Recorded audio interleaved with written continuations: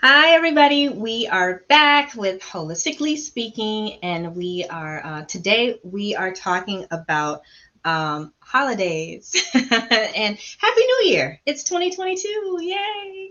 New year, new you, refreshing everything. And so today we're just going to be we're coming to you the whole trio, and we are talking about just how things went over the holiday and how holidays can go, and sharing some of our holiday traditions and memories today. So I am one part of this trio. I'm Dr. Katherine Jackson. I'm a licensed clinical psychologist and a board certified neurotherapist, and I am going to turn it over to my sister Renelda so she can introduce herself. I'm Renelda Jones, and I am located in Grand Rapids, Michigan. I am a licensed clinical social worker and a certified integrative medicine provider, mental health provider. Sheila. I'm Sheila Ivlev. So I am an occupational therapist emphasizing wellness and mental health. And we all share the same certification that changed recently. So that's why you hear us stuck on how to say it. We are Stumbling a little bit. certified integrative mental health professionals, the three of us, even though we have different educational backgrounds. So I want to acknowledge this is actually kind of a pet peeve of mine because occupational therapists often do like crafts and tasks and activities that are themed. And so everybody's been talking about Christmas, but not all of us celebrate Christmas. So I was raised Hindu in San Francisco. So we actually celebrated Christmas, probably not the right way, but we did the whole tree and gifts and pretended Santa Claus existed when I was a kid, did the family meals and all of that stuff. So I just want to acknowledge that the holidays just passed, but there are very many holidays celebrated all around the world, celebrated differently based on your religion and culture, where in the world you are, where in the world you're from. And so your foods look different, your traditions look different. But we also have a lot of things in common, which include food and getting together. So while we're here, I want to ask you all to use the chat or pop it into the comments. What holidays do you celebrate? Like, what's in your tradition?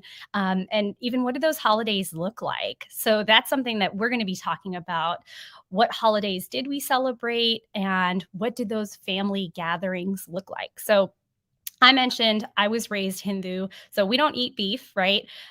Which isn't really, I don't think people that celebrate Christmas have too much beef in their foods. It's usually maybe turkey or ham. That's what we grew up eating. So what we did was we had like all the fixings, green beans, kind of like same as Thanksgiving, green beans, mashed potatoes, that jelly, whether it was out of a can or that cranberry jelly that you made Cranberry. yourself. And so the first day we would have like just the traditional fixings growing up in America, kind of what you see on TV. But the next day, my mom remixed everything because that food was just too bland, right? We're Wow. Indian, so we like spice and flavor, and salt and pepper is just not enough. Not enough. So my mom would remix those mashed potatoes and do them up with flavor. Take that turkey and turn it into like basically a curry. So everything the next day was just completely remixed with a lot more flavor. So Dr. Catherine, what did your holidays look like, or what did you do just this past few weeks? Well, these past few weeks don't look like the traditional way I normally celebrate. It's been so different in the pandemic lately. And so I just rested pretty much. I didn't even have much of a focus on food. I did though. The way that I eat does look different from what I grew up with, because now I eat traditionally like plant based, and so no meat, no cheeses, or at least no traditional cheeses. Plant based cheeses, and so on and so forth. So it looks a little bit different, but this year I did not have a whole lot of a focus on the food, and much more focus on on rest. But growing up, some of my favorite things were like my dad he was always like the fun. Not that my mom is not fun. I don't want that to come off like that, but he was always the fun side, and he would, like adventurous types of foods, different kinds of foods, and his pound cake. Like is to die for. I haven't had it in years because I'm also gluten free, but I still remember, like if he cooks it, I still remember the smell. And then my mom would make these huge salads for all of the holiday gatherings, like Thanksgiving and Christmas. And I would, if you ate too much, you would miss out on all the other food, because it could be a meal complete in and of itself.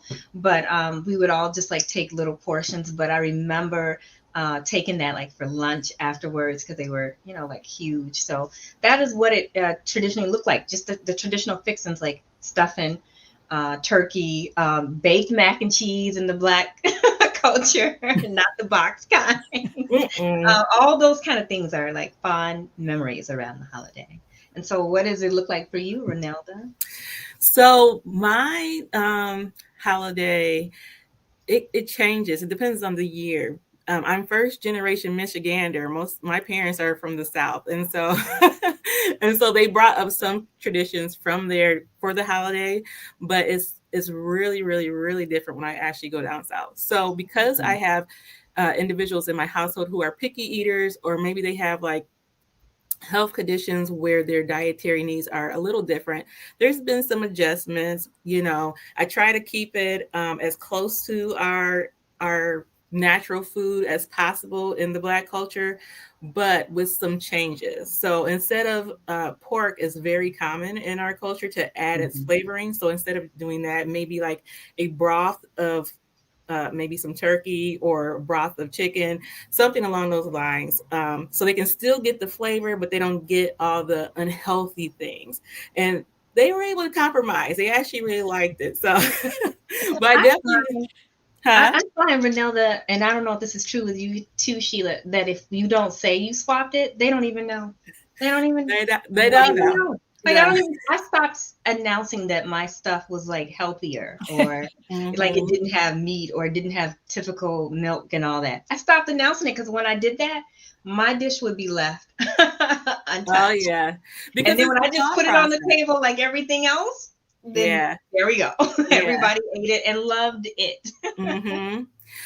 Well, in my family, the women, we are all cooking together. So let's say I start the cooking process and I have to go take a shower. My sister or my mom or this person or that person will finish off the dish or whatever they're actually put in there, but we all have an understanding.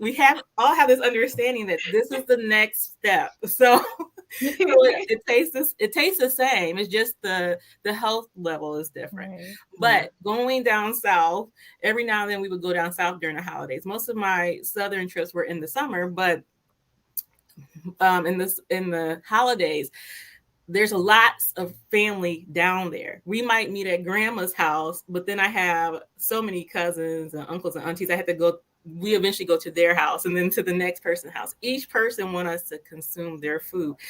We'll talk a little more about that. So it was an overabundance, and it's kind of encouraged during the holidays to have an overindulgence in everything, whether it's gifts, or food. It's just a part of the culture. And so, but you're not comfortable at the same time. And you're trying to enjoy people, but you also have the itis where you like want to fall asleep at the, So yeah, that's basically my holiday. But we had some good food. High sugar, that was the other one. A lot of sugar. So what about you ladies? So that's what. So that brings up the discussion about what are the benefits of having holiday dinners. And so if you are watching this live right now, let us know, like, what are some good things that you enjoy about having holiday dinners? Some of the benefits for me was seeing family that I wouldn't normally see because of location, but also I had wonderful memories associated with certain foods. A couple of years ago, I just wanted some pecan pie or pecan pie, depending on what state I'm in. I had to say it differently. I wanted that pie so bad. I just wanted one slice and I could not find it in Michigan unless it was a holiday. So I had to make the pie just to have some. But then I went and shared the pie with the people at work, and I ended up making 70 pies because they actually wanted to buy it from me. Now, I'm not here to talk about economics, which is great, but the memory of having pecan pie, the pecans came straight from the tree at my grandmother's house. She grows different fruit trees and nut trees in the back of her yard. So having those memories has always really like touched me because I always enjoyed going down there and having grandmotherly love. So, but what about you guys? Any benefits for you? Wow. First of all, I just want to say I love that you guys cook together. That's how it was when I was like really little, but now we all cook and everybody brings a dish. Mm, And my aunt who passed right before the pandemic, sorry. that we would meet at her house. That's okay. One of my uncles took up the torch. I thought it was gonna be weird, but it actually turned out really nice. And then of course we all know what happened in 2020, so it was no gathering. Yeah.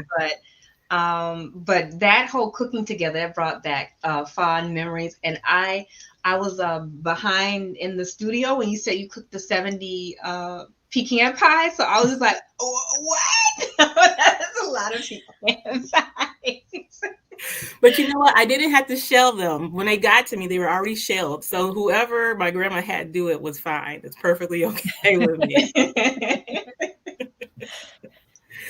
But that's one of the benefits of having holiday gatherings is that you get to be this part of a community, you have a belonging, and it's just amazing how many great memories you can develop with that. Just even our senses alone are connected to these memories. So those are some of the benefits. Yeah, for me, it's cooking is an expression of love. I know people laugh at me. You guys can laugh as well, but I do not cook for everybody. Cooking is if it's traditionally when I've had to bring anything to a work setting, I don't cook. I will buy. I'll buy something really good, but cooking is an expression of love. I gotta really, really feel like I love you in order for you to be privy to some of the things that I cook and to bring it. And this is not to say that I hate coworkers, but it's not on the cooking level. All right, it's not on the cooking level. So well, you can't eat everybody's food. That's too. I've learned. That too. So that's okay. You cannot. No. But some of the anybody else want to share? Yeah, so I wanted to bring it back to the, we're talking about traditions and family. So my parents are immigrants. All my family that's here, they either all immigrated here or were the next generation that were born here. So we didn't celebrate these holidays back in India, right? So these are new traditions for us. And for us, like, I'm okay with indulging because it's the once a year, maybe twice a year. Obviously, we mentioned the pandemic, some of these things aren't necessarily happening, but you're still looking forward to them. So for us, these are new traditions that we've created that we look forward to. And these are foods that we do not eat, right?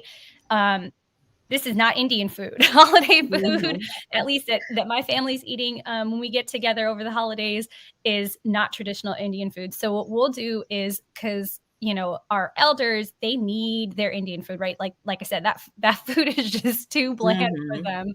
And so the latest traditions have been, there's always like a couple of Indian dishes. And it's funny because some of the kids, like that we aren't cooking this food at home. They look forward to these holidays and they want that Indian food, right? They don't want the turkey and ham. They'll save room for the Indian food. So for us, we haven't modified for health because we're only doing this once or twice a year. The rest of the year, we're eating completely different foods. So it's just really interesting because we have the same thing like etched in our minds. We're looking forward to that time of year so we can eat those things. But these are brand new traditions, right? Like we're doing this for the first generation of it.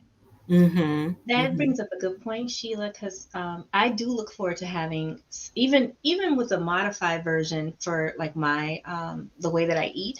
but being more indulgent around the holidays, and I might have a little bit more sweets, probably a lot more sugar than I have throughout the rest of the year, and just I just try to enjoy, and it's all about balance. Mm-hmm. We can't restrict ourselves all the time. I mean, I know some people do, and that way of eating works for them, but I like to enjoy, like, if I'm going to go on vacation, I'm going to taste something different, and um, it might not be the healthiest. And same thing with the holidays. I'm gonna enjoy a few extra things during the holidays. Yeah. And that balance is important so that if you are indulging, maybe you're just getting a little bit of everything so that you Yeah. have a taste, right? Mhm. So that you're not pushing your blood sugar too high or your blood pressure too high with salts, and you're not feeling guilty or feeling bad or Yeah. depriving yourself of Mm-hmm. that. Like, it's fun, it's family, everybody's doing it. You're doing this together, you know?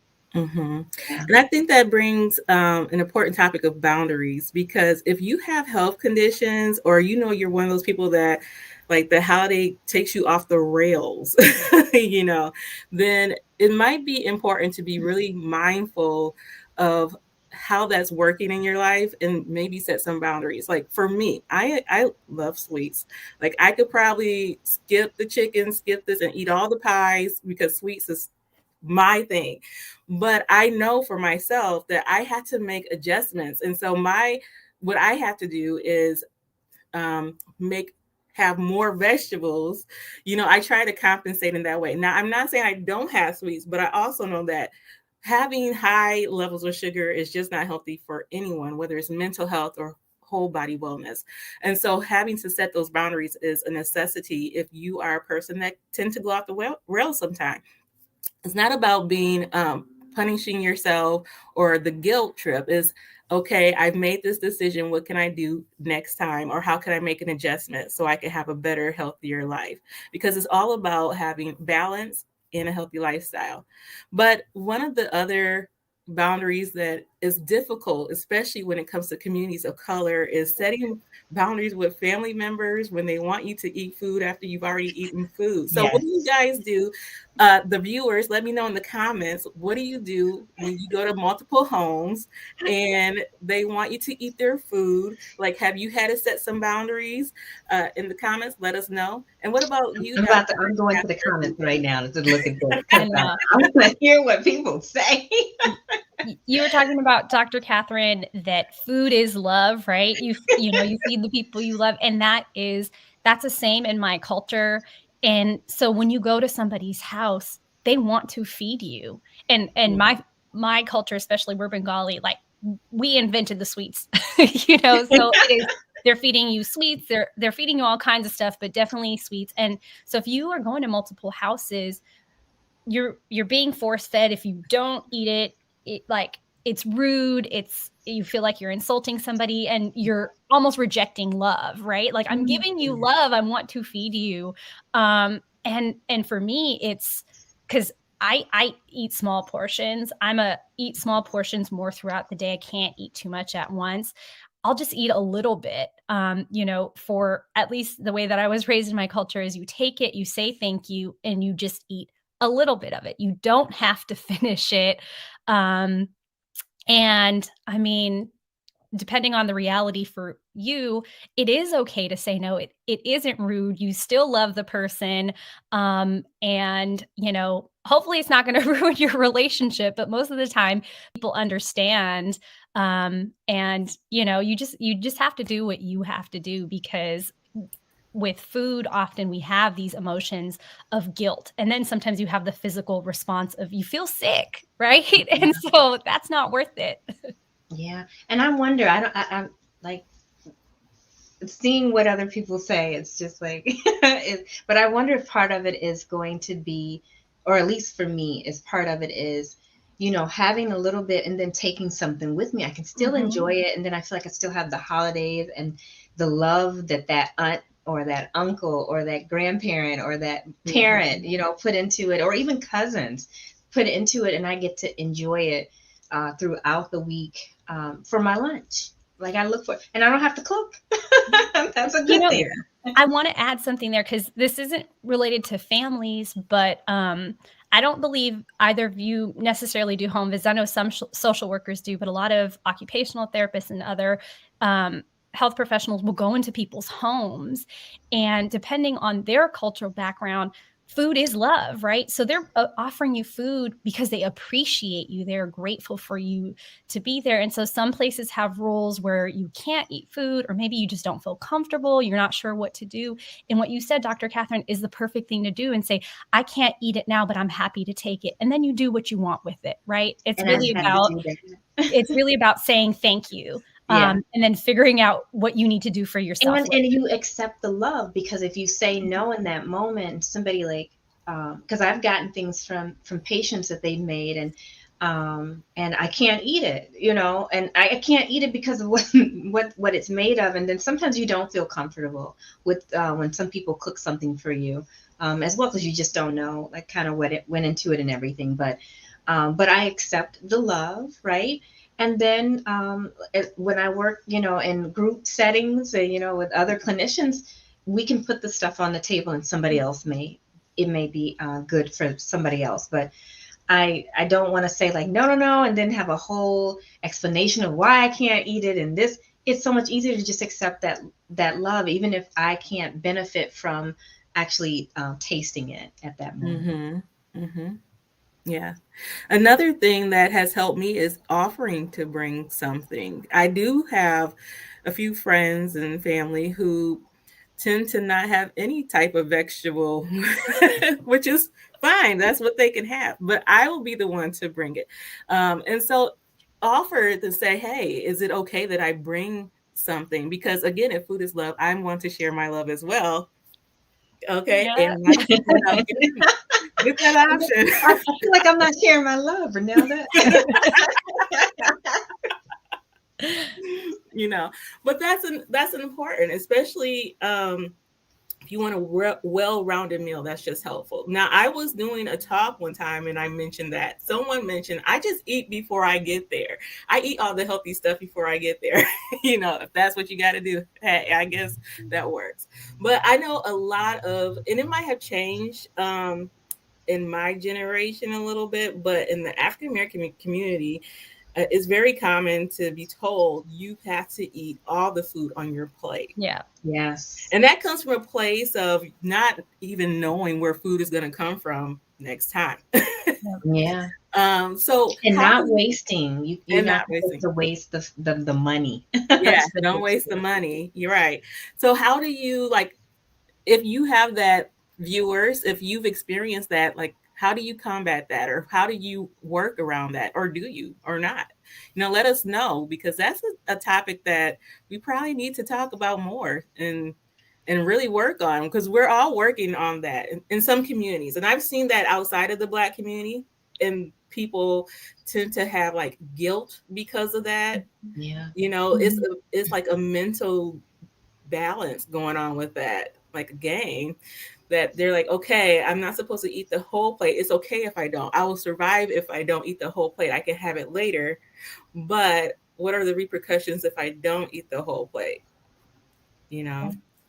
I would like to chime in, because I grew up where I was same thing. I was told, there are hungry kids in India, right? You should feel lucky that you have access to all of this food. Yeah. And so I did grow up with that guilt, and I had a lot of that guilt growing up. And, like you said, Dr. Catherine, you can pack some of that up. For me, that means I don't have to cook the next meal. But I've been composting. I'm lucky. I live in a city that actually composts not just yard waste, but food. And so I haven't had to build my own compost, but that's simple enough to do if you have any type of backyard or side yard space. But that really helps me feel better about if I can't eat something, like if I really can't eat something, if I can't eat it later, if I can't give it away, what's going to happen? At least it's going back to the earth, right? And then it's going to generate fuel for more food. And that makes me feel better about things that I really cannot eat or I can't share. Yeah, I love that. Thank you for sharing that. Yeah, I compost and never thought about composting my food that I can't eat from the holidays. So that is a great Yeah, the idea. holiday food. Throwing it right in Yep. here. And I have a compost. I don't compost some things, but yeah, that would be a great idea because it's like the earth gives and you give back. So Mhm. it's just the cycle of life Yeah. replaying. Mhm. Yes, I love it. And so I'm just wondering if some of the viewers, if you could tell us what you ate. So I talked a little bit about not focusing so much on food, but I did have some vegan mac and cheese. So like that's a must. Mm. Like I gotta have that for the holidays. And it's not a recipe that I cooked this year because I went completely on the lazy. Rest was my theme for the holidays.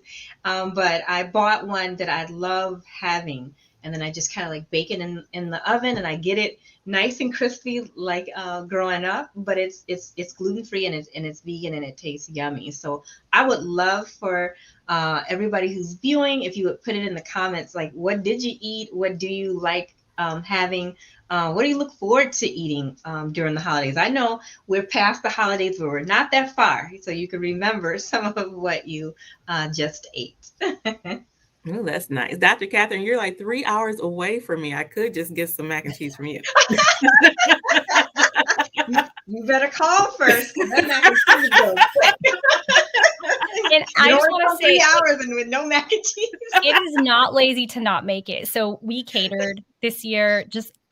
I was not feeling the holidays. It's been a tough 2 years, and we're not going into this new year with things getting any easier. And so if you can find ways to give yourself less work and more rest, I mean, I think that's smart. That's not lazy. That's smart. Thank you for reframing these words, because I sure was like, I'm just gonna be lazy. I'm not just gonna get You this do one. what you got to It's what I do love. and still maintain your health and balance at the same time. That's what we're Yeah. about. Yes. Just finding ways to do that. Holistically speaking, right? Holistically speaking. All right, viewers. So you heard it here first. We're holistically speaking, and we will be covering some topics talking about nutrition, mental health, how food impacts our lives, our mood, our relationship with food. We just have so many topics to cover, and we also have something coming up for you. I mean, we've been working on this for so long. Again, we've added a little spice, we've added a little salt. You are going to love it. So make sure that you stay connected with us by subscribing or following our Instagram, our Facebook, wherever you're watching us from. Visit our websites. We all have great topics and blog discussions on there that you can take a look at to see some of our work. And what is our next topic? Do we have another topic? We're going to be doing a live coming up.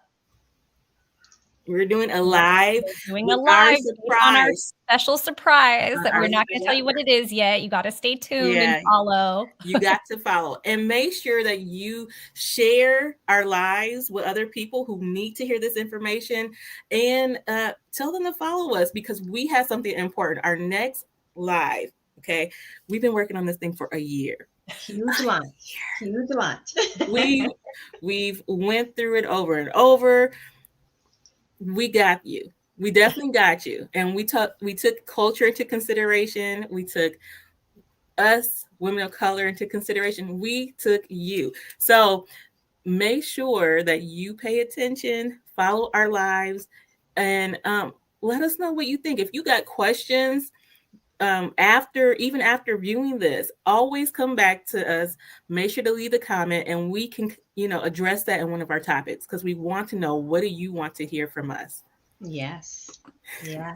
And we want to speak on different things that you guys want to hear. Mm-hmm. All right. And I think we are out. Holistically speaking. Happy New Year, everybody.